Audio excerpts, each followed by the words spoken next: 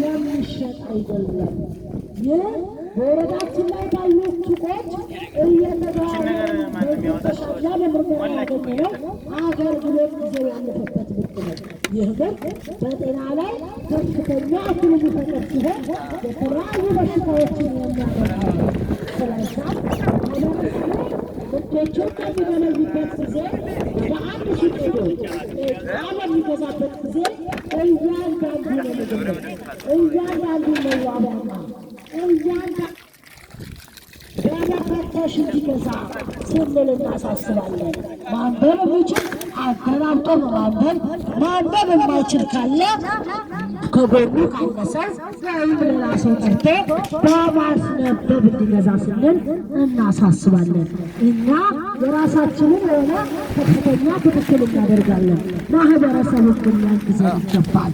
ይህን ምርት ቀድሞ አይቶ ሊከዝን የሚችል ሊደብቅ የሚችል ጎረቤት ባለሱቅ ያላችሁ ድንገት አይናችሁ ካየ